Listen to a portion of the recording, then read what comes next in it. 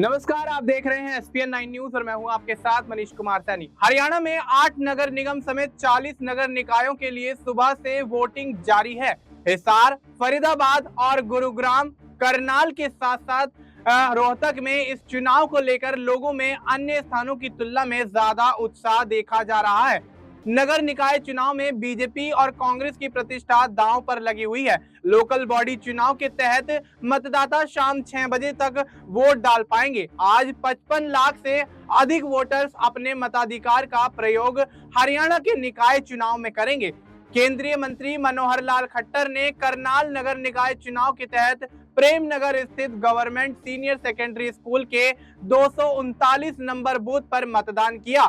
वह सुबह मतदान करने वाले दूसरे मतदाता थे। उन्होंने मतदान के बाद वोटर से यह अपील की है कि अधिक संख्या में मतदान करें। हर वोट कीमती है और लोकतंत्र को मजबूत बनाने के लिए सभी को मतदान करना चाहिए। हरियाणा के मतदाताओं को नगर निकाय चुनाव नतीजों के लिए 12 मार्च तक का इंतजार करना होगा। पानीपत नगर निगम के लिए मतदान 9 मार्च को किया जाएगा। अधिकांश नगर निकाय में भारतीय जनता पार्टी और कांग्रेस के बीच सीधे तौर पर टक्कर देखी जा रही है। कुछ स्थानों पर मुकाबला त्रिकोणीय भी माना जा रहा है। अंबाला और गुरुग्राम में मेयर पद के लिए बीजेपी और कांग्रेस के अलावा तीसरा कोई प्रत्याशी चुनावी मैदान में उतरा हुआ नहीं है।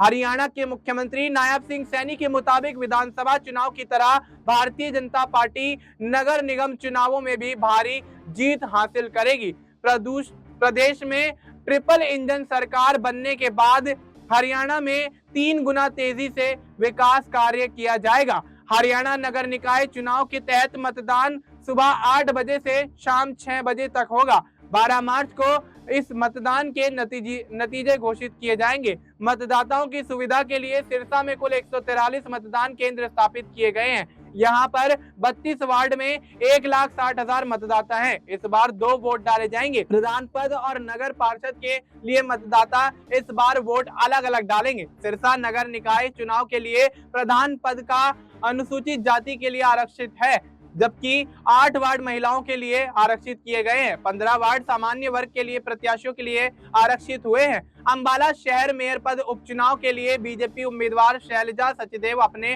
परिवार के साथ पोलिंग बूथ पर पहुंचकर मतदान करती हुई नजर आई।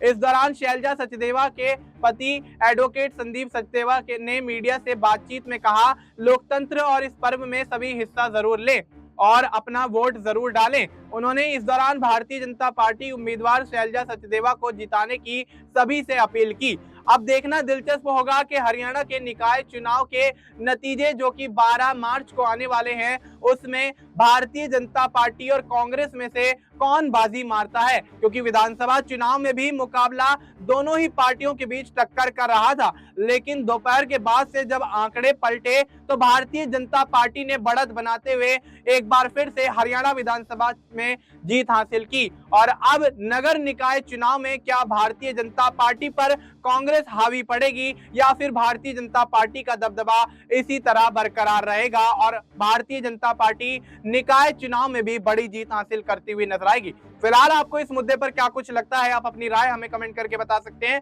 बाकी देश और दुनिया से जुड़ी तमाम जानकारी के लिए आप देखते रहिए एसपीएन 9 न्यूज।